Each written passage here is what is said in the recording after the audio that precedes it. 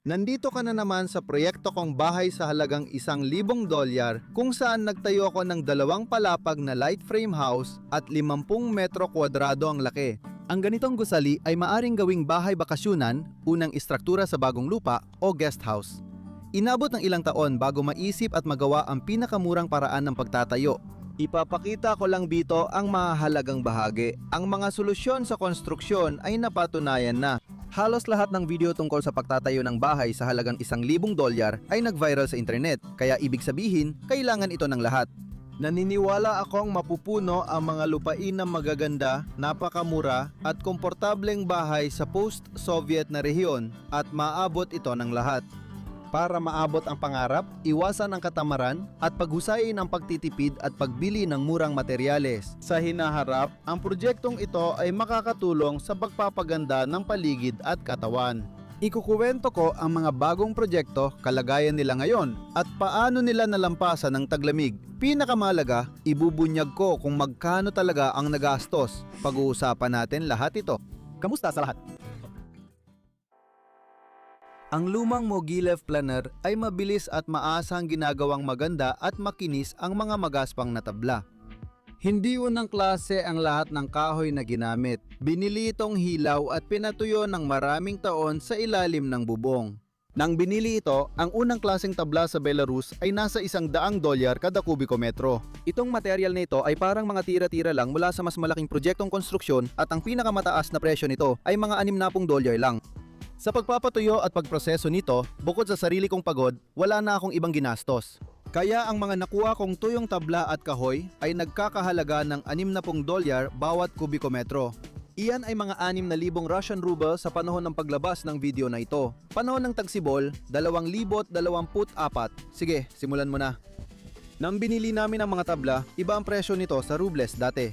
Sanay na akong kwentahin sa dolyar, ang matagal na mga proyekto sa dolyar kahit ayaw ito ng iba. Sa proyektong bahay sa $1,000, kusa ko itong natutunan. Hindi binibilang ang sariling trabaho at hindi rin kumukuha ng bayarang manggagawa. Ang paggawa sa libreng oras ay parang regalo mo ang sarili mong trabaho sa sarili mo. Tinalakay sa video ang mga pangunahing yugto ng pagtatayo ng bahay sa halagang $1,000. Nasa description ang mga link na mas detalyadong video na may mahahalagang konklusyon.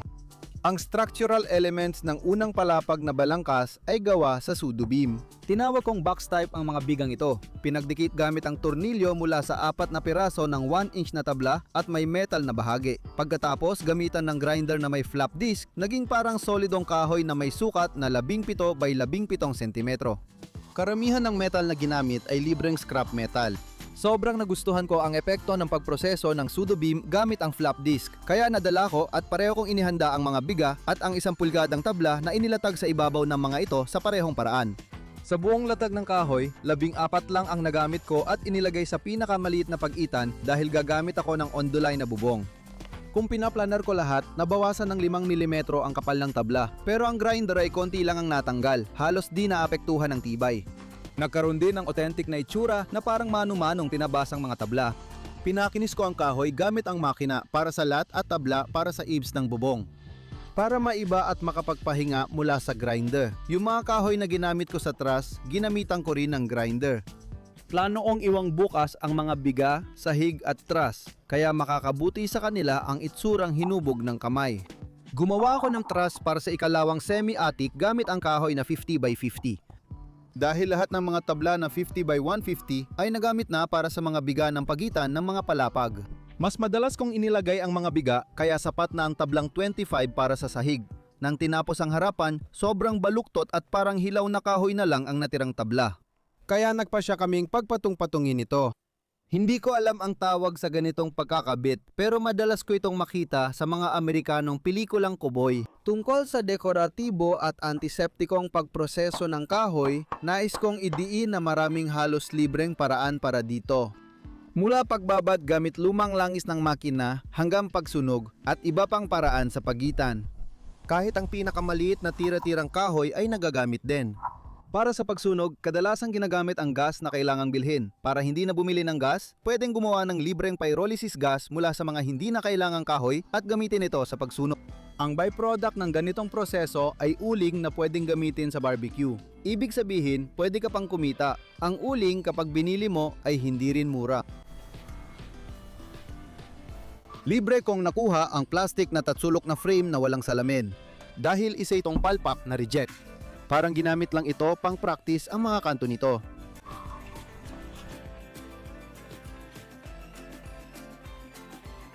Dahil ang proyekto ay naisip din bilang isang mobile na bahay na madaling buwagin at mas mabilis pang buuin sa bagong lugar, nagsagawa ako ng mga eksperimento at pansamantalang pagsukat ng oras sa ilang bahagi ng pagbaklas at pagbuo. Naintindihan ko na kung lahat ay eksaktong kakalkulahin ng maaga, halimbawa gamit ang computer at gagawa ng mga piyesa sa pabrika, pwedeng gawin ang pagbuo ng ganitong balangkas ng napakabilis. Matagal ang pag-aayos ng bawat kahoy at tabla sa tamang lugar. Nakagawa kami ng sobrang tipid at sapat na matibay na balangkas na ayon sa aking kalkulasyon, hindi hihigit sa 2 kubiko ng kahoy ang nagamit at ito ay nagkakahalaga lang ng $120.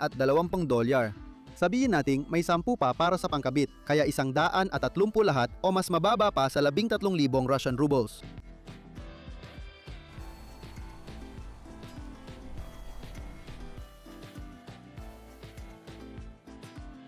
Dalawang dahon ng bintana mula sa sira na balangkas ay nakuha ko ng tig 10, kaya nagdesisyon akong gawing 2 bintana sa attic.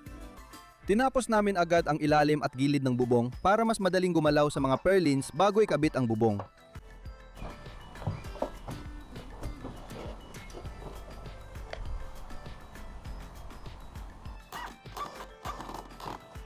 Ginamit ko lang ang pinakamababang dami ng nabili kong pangkabit.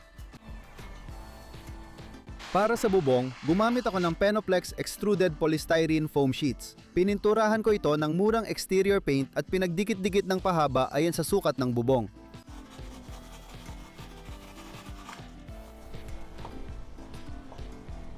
Mas nababaluktot pala ang mga piyesa kaysa inaasahan ko. Madaling masira ng malakas na hangin ang magagaan at malalaking bagay habang ina-install.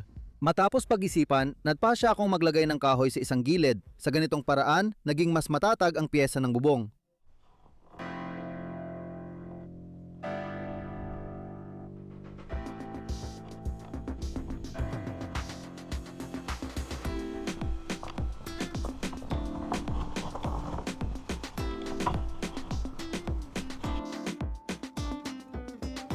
Idinikit namin ito sa purlins at para masiguradong matibay, kinabitan pa ng mga tornilyo sa pamamagitan ng mga kahoy na piraso.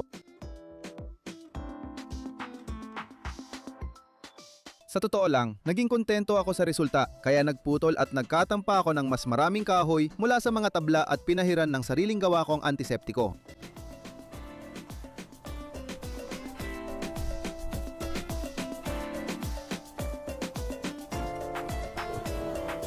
Hindi ko maalala kung bakit ko nilagyan ng masking tape ang mga dugtungan. Siguro para di dumikit ang pandikit sa pintura. Alam ko mukhang pabigla-bigla ang ideya ng ganitong bubong. Naisip ko ring baka may di ayon sa plano, kaya minarkahan ko ng pako ang mga lugar para sa mga kahoy na pahalang. Kung hindi magtagumpay ang orihinal na plano, magsisilbi pa rin ang Penoplex bilang insulation na pwede kong takpan ng klasikong materyales sa bubong gaya ng onduline. Tinulungan ako ng hulma para madaling magbutas at ikabit ang mga pahalang na kahoy. Mabilis ang pag-install ng bagong bubong. Dinidikit din ang mga dugtungan sa ilalim ng kahoy sa buong haba. 3 sentimetro lang ang kapal ng Penoplex. Tinapos ko ang natitirang pangalawang bahagi kasama ang bigat. Hindi sumisipsip o nagpapadaan ng tubig ang material, hindi nabubulok at tumatagal ng higit sa 50 taon. Sa kapal na ito, ang kakayahan nitong mag-insulate ay katulad ng tuyong kahoy na tabla na may kapal na 17 cm. Ang makakasira lang dito ay kung di ko naprotektahan ang Penoplex, pero nilagyan ko ito ng 2 patong ng pintura sa labas. Agad naming naramdaman na malamig ang lilim sa ilalim ng bubong na ito, di tulad ng ilalim ng nagbabagang bakal. Ang kabuuang gastos sa pag-install ng insulated na bubong ay $2.5 kada metro kwadrado. Sa 44 metro kwadrado, $110 lang ang nagastos, bahagyang higit sa 10,000 Russian rubles. Umabot sa $240 ang kabuuang halaga ng balangkas, bintana at bubong. Kahit maliit ang budget, kailangan pa rin ng lupa para sa sariling bahay, para sa taniman, hardin, damuhan at tagsibol na ngayon. Alam ng mga regular na manonood ng Pesnya Shikoshaka na naapektuhan ng proyektong bahay sa halagang $1,000 ang disenyo ng aming organikong taniman. Dahil sa sarili naming insulating materials, mabilis, mura at matibay ang mga taniman dito, kaya naiinggit pati mayayaman. Nagdesisyon akong maglagay ng DIY na bintana sa bahay. Dahil sa promo, nakuha ko ang pre-made na pinto frame na may diskwento. Ito ay mga kahoy na may uka na. Noon, mali ang hawak ko sa pait pero sinubukan ko pa rin gumawa ng simpleng bintana. Sa mga gumagawa ng bintana, mura lang. Bumili ako ng 2 glass panel. Madalas silang magkamali sa sukat, kaya binibenta na lang ng mura ang mga depektibong produkto.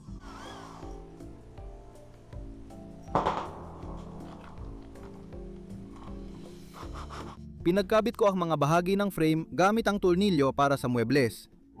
Tinatawag din itong confirmat o Euro screw.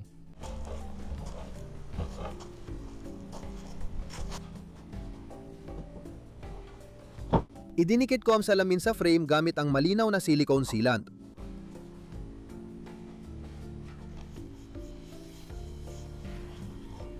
Bumamit din ako ng lumang subok na bedding strip.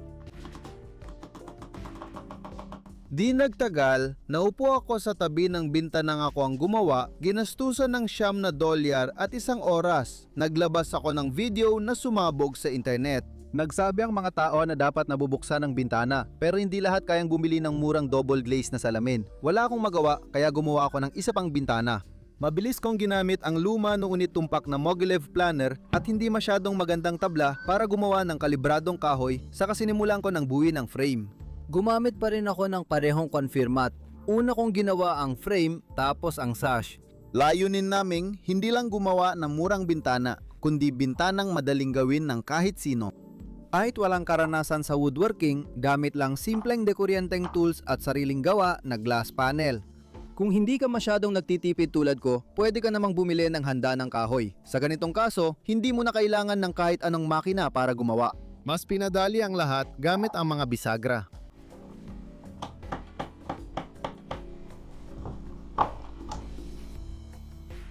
Binaklas ko at nilagyan ng pampreserba. Kaunti lang kailangan, kaya pwedeng bumili sa tindahan. Dahil uso na ang double glazed na bintana, basta na lang tinatapon ang salamin mula sa luma.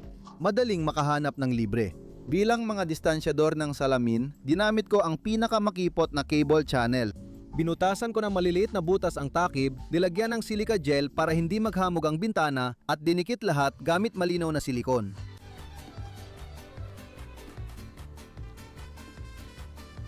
Dinagdagan ko ng double seal ang bintana at binarnisan, kaya napakaganda ng kinalabasan. Sa $15 na budget na pagtanto kong posible palang magtayo ng mura, agad kong nakita ang bentahe ng nabubuksang bintana kaysa sa hindi. Sumikat online ang video tungkol sa bintanang ito. Maraming nag-request na subukan ko rin ang iba pang murang klase ng bintana, kaya tuloy-tuloy ang aking eksperiment. Dahil sa ordinaryong sander, mabilis kong nagawa mula sa murang kahoy ang nabubuksang bintana na may double glass. Bukod sa pagiging simple, kakaiba rin ito dahil puti ang isang side at natural na kulay kahoy ang kabila. Para sa susunod na bintana, ginamit ko ang mga reject na wall panel. Sa simpleng bintanang ito na halos libre, hindi na ako naglagay ng beading. Naikabit ko ang salamin gamit ang uka ng wall panel. Ginawa ko ang bintana na walang confirmat screws, gumamit ako ng kahoy na dowel. Maganda ang kinalabasan. Pinaka-highlight ng eksperimento ko para sa bahay sa halagang $1,000 ay ang English-style vertical sliding na bintana. Imbes na gumamit ng high-precision na makina, ginamit ko na lang ang ilang nabili kong tabla para sa sahig. May eksaktong tong at groove ito para sa pag-slide ng mga panel ng bintana. Ginawa ko ring double glaze ang mga panel ng bintana para masakma sa klima ng ating reyon. Dahil sa sistema ng simpleng mga counterweight, ang mga panel ng sariling gawang Anglo-Amerikanong bintanang ito ay nafi-fix sa kahit anong posisyon nang hindi na kailangan ng karagdagang mga pangkabit. Ina-adapt ko ang pinakaabot kayang hardware mula sa karaniwang hardware store. Ang pag-unlad ng proyekto ay nakaapekto maging sa simpleng at murang pagpapaganda ng aming bakuran. Ang daan at bakwad na ginawa gamit makabagong teknolohiya noong nakaraang taon ay matagumpay na nalampasan ng taglamig. Kumusta ang paliguan, mini pool? Noong taglamig, inalis ko ang tubig at tinakpan ito laban sa ulan at niebe at binuksan ko ulit ngayong tagsibol. Nasubok ng mga ulan ang pagiging selyado nito. Поплавок выключатель обеспечит. Namamatay ito kapag mababa ang tubig, pero kung itatali mo ito, tuloy-tuloy ang pagbumba. Kapag bawat may-ari ng bahay bakasyunan o hardinero ay may ganitong bomba, hindi na nakakatakot ang pagbaha. Samantala, nasasaksihan natin ang sunod-sunod na malalaking pagbaha. Hindi lang natin ito nasasaksihan, kundi nararanasan na natin ito ng ilang taon na. Ang luma naming bomba ay nasira na, kaya kapag pumupunta ako sa imbakan para kumuha ng mga nakaimbak na pagkain, kailangan ko pang magsuot ng bota ng mangingisda. Bumili kami ng bagong Denzel, hindi dahil tinatamad magbuta sa imbakan ng tubig, kundi dahil sa buhay probinsya, madalas kailangan magbumba ng kung ano-ano. Gamit ang libreng tubig na ito, susubukan ko rin ang pagiging selyado ng imbakan ng tubig.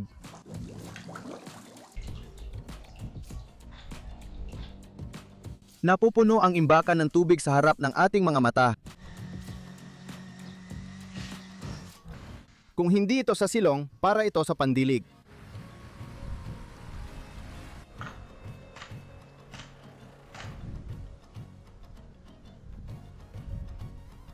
Kailangan din ng proyekto ng murang insulated na pinto. Ginawa ko ito at isang bintana mula sa tirang kahoy ng wall panel. Nakuha ko ang mga tirang ito ng libre sa pinakamalapit na paggawaan ng kahoy kung saan itinuturing nila itong basura at ginagawang panggatong sa drying chamber. Gusto kong sabihin na sa itsura at pati na rin sa mga katangian, ang ginawa kong pinto para sa sobrang tipid na proyekto ay naging mas maganda pa kaysa inaasahan. Ang ganitong klase ay pwedeng bumagay kahit sa maayos na paliguan. Sa 5 piraso ng gawa-gawang bintana at pinto, umabot lang sa $60 ang nagastos. Sa kabuuan, nasa $300 pa lang ang nagadastos para sa buong proyekto. Ang mga gamit na pwedeng gamitin sa konstruksyon ay naipon na lang sa ilalim ng bahay na nagkakahalaga ng $1,000. Masasabi mong kusa na lang itong naipon. Mas kumbinyente na inuna ang bubong bago ang unang palapag dahil may protektadong lugar laban sa ulan. Ngayon, pwedeng magtrabaho kahit anong panahon. Sa totoo, ang gamit mula sa natirang materyales ay bunga ng pagwawasto ko sa mga pagkakamali noong mahal at mahirap ang tradisyonal na konstruksyon. Ang mga inihandang bakal para sa pagkakabit ng balangkas na hinang mula sa mga lumang bakal ay ikinabit sa pundasyon ng dating barong-barong na dati nang nakatayo rito. Ang proyektong bahay sa halagang $1,000 ay magaan at sapat na ang pundasyon ng lumang barong-barong para dito. Kung wala yon, maliit lang ang gasto sa pagbuhos ng semento para sa mababaw na poste. Sa palagay ko, hindi kailangan lubusang sirain ng lumang mundo para makabuo ng bago. Nakinabang pa rin tayo sa pundasyon ng lumang barong-barong. Nagbisisyon akong pantayin ito, magdagdag sa gilid at itama ang antas para may lagay ang mga pader ng unang palapag. Naglagay ako ng forma at nagbuhos ng semento. Ang gastos ay 12 sako ng semento, ang iba puro kalat na lang. Dagdag $30 sa kabuuan. Pinagpawisan din ako. Lilipat na ako sa pader. Pagkatapos, may nangyaring nagbago sa paraan ng paggawa ng bahay dito sa post-Soviet na lugar. May bago at lumang paraan na ngayon. Sa totoo lang, ganoon ang pakiramdam ko based sa reaksyon sa mga sumunod na video na hindi lang sumabog sa internet, kundi binago rin ang lahat. Nagtest ako ng parte ng pader at nalaman ko agad kung anong materyales ang kailangan bilhin. Madali at mura ang teknolohiya kaya pwede kang mantayo gamit ang binibiling materyales, hindi lang mula sa basura. Hinahalo ko ang biniling mixture at gamit ang mga simpleng kasangkapan, pinapahid ko ang plaster sa pader. Ang pahalang na paglalagay ay nagpadali sa akin kahit walang karanasan sa plastering dahil pabor sa akin ang grabidad ng planeta. Sa pader, kailangan lang ng halo, alkali-resistant fiberglass mesh para sa plaster at karaniwang construction materials. Wala akong karanasan sa pagpa-plaster, kaya kinailangan ko itong gawin sa 2 yugto para makuha ang pantay na ibabaw. Sa una, maglalagay muna ng paunang pampatibay na layer tapos susundan ng mas malinis na finishing layer.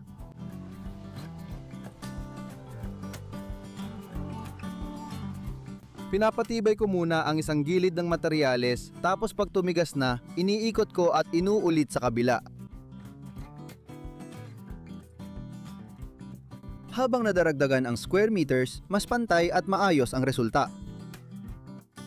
Idinikit ko na ang waterproofing gamit ang mga retaso ng flexible shingles at handa na ang lahat para sa unang pag-install. Sa ngayon, inaalagaan namin ang mga ito na parang napakahalaga. Ibig sabihin, maingat at dahan-dahan na parang nakapigil hininga.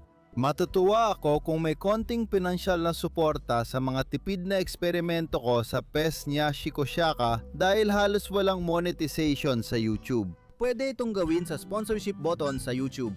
Sa Russia, pwedeng tumulong gamit ang Boosty, may link sa ilalim ng video. Kung ilalagay ninyo ang thumbs up sa video na ito, mag-subscribe sa aking channel at pindutin ang kampanilya, siguradong wala kayong mamimiss. Maraming salamat sa lahat ng may malasakit.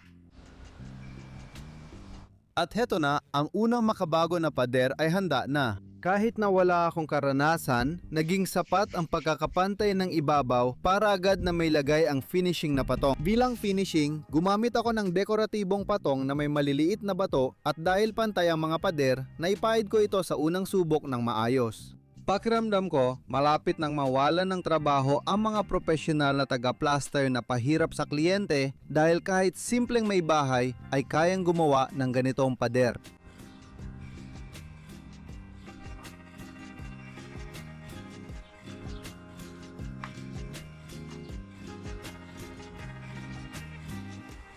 Napansin kong matibay pala ang pader, kaya parang nasayang ang pag-iingat namin sa pagdala ng mga bahagi nito. Maglalabas ako ng video na nabigla ang komunidad ng konstruksyon dahil $5 lang kada metro kwadrado ang gasto sa paggawa ng pader na handa na sa finishing. Mas mura pa ito kaysa sa bayad sa isang plasterer para sa mismong trabaho lang. Sa kapal na mas mababa sa 4 cm ang kanilang thermal properties ay katulad ng tuyong kahoy na tabla na may kapal na 17 cm.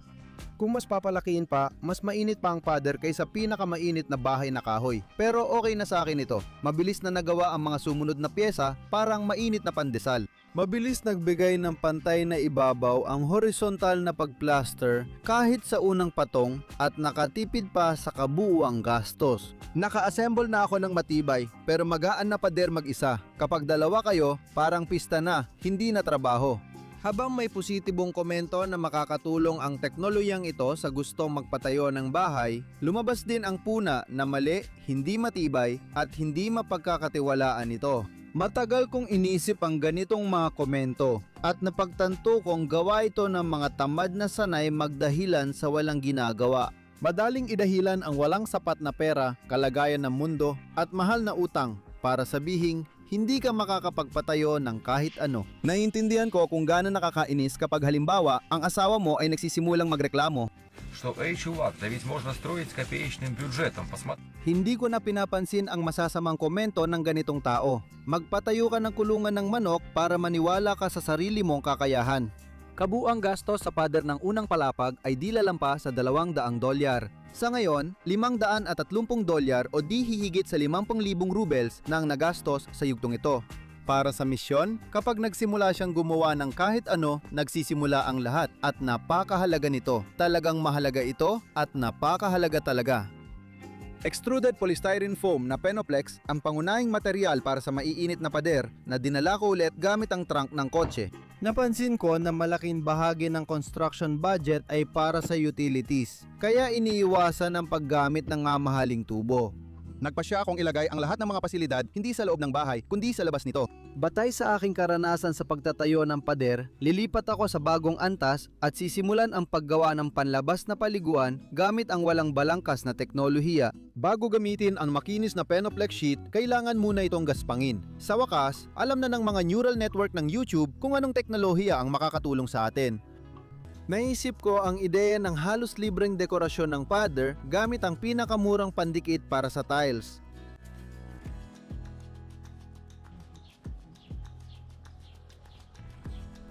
Isinama ko na agad ang lalagyan ng tubig sa bubong para makatipid sa mamahaling binibili.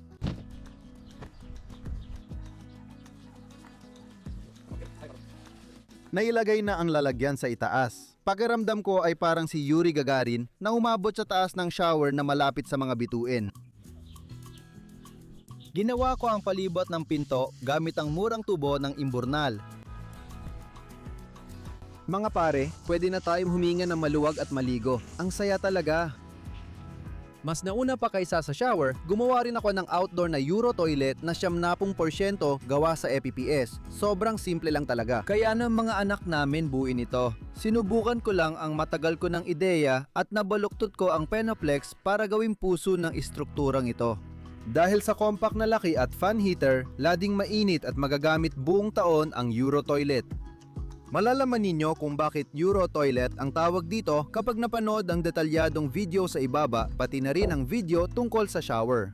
May detalyadong impormasyon rin tungkol sa gastos ng mga pasilidad doon dahil ang mga ito inilagay sa labas ng bahay na nagkakahalaga ng $1,000 kaya tama lang na hindi isama sa gastos at halaga ng proyekto. Maliit lang namang diskarte ito. Ginamit ko rin sa pader ng bahay ang murang finishing na ginamit ko sa banyo at shower.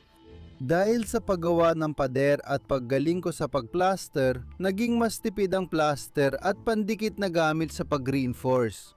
Dahil sa paggamit ng mas murang tile adhesive at kaunting facade paint, hindi na dagdagan ang gastos sa paggawa ng mga pader kahit may finishing na. Pareho pa rin, hindi lumampas sa $5 kada metro kwadrado ang gastos. Ang pinakamurang bintana ay nagawa dahil sa makabagong pader. Kailangan lang ng butas sa pader, salamin o glass panel, kaunting mounting foam at konting semento. Sobrang mura nito na pwede mo nang hindi isama sa budget.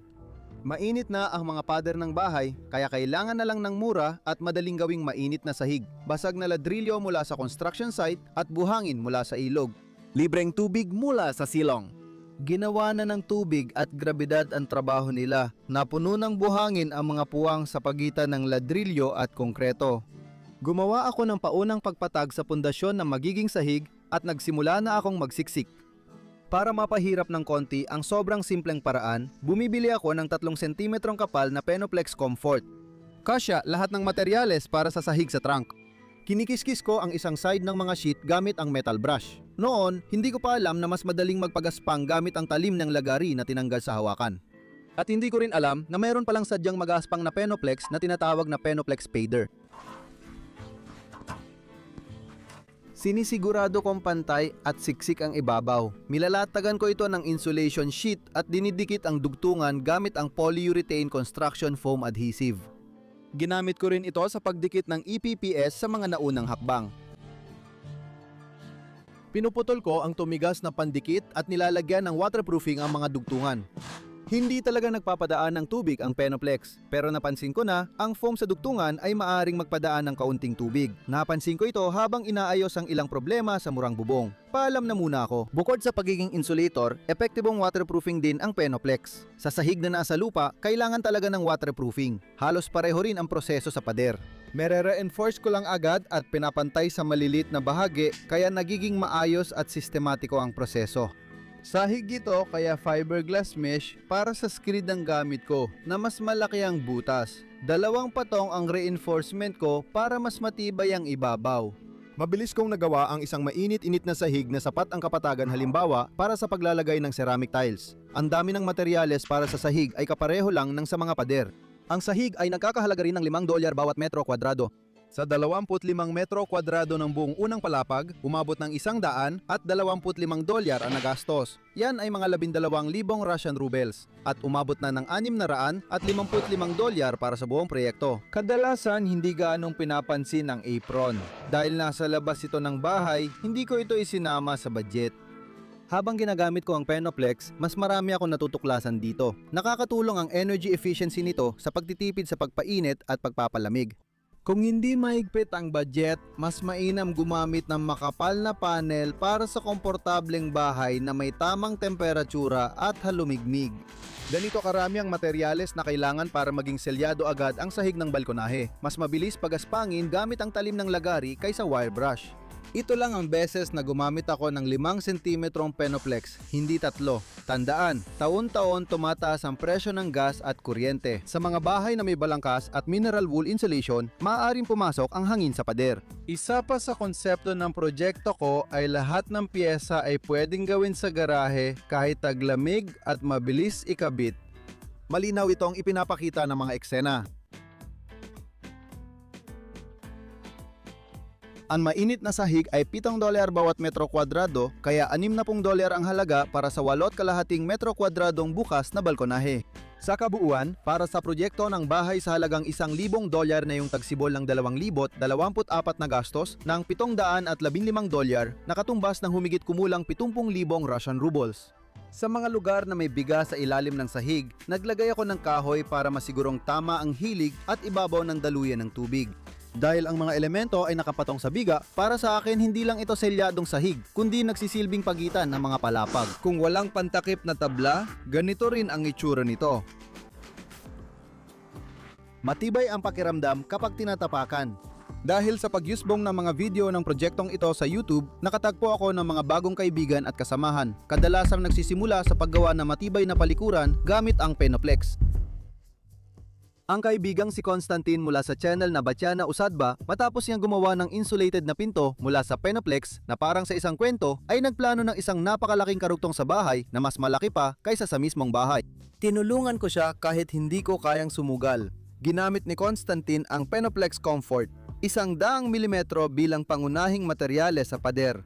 Sa ganitong pader, parang nasa Aprika siya tuwing taglamig. Si Dennis mula sa Dnievniki Dachnica Denisa ay nagtayo ng bahay na walang frame gamit ang EPS. Aktibong nabubuo ang kapatiran ng EPPS at para makasali dito, kailangan mo lang bumili ng isang pakete ng Penoplex at gumawa ng kahit ano mula rito. Kasama sa plano ang modernisasyon ng bubong dahil tinutuka ito ng mga ibon at kailangan solusyonan. Sa totoo, ang bubong ay 4 na taon na at ang mga pader 3 taon. Baka may nakalimot magbilang. Ibig sabihin, ito ay maliliit na bagay na di napapansin kahit maliit ang construction budget. Kaya, maaring hindi pansinin ang mga gastusin na ito. Kung di napapansin, parang wala na rin sila. Ang proyekto ko, tulad ng karamihan sa sariling konstruksyon, ay matagal matapos. Sa ngayon, mas mahal ang ilang bahagi.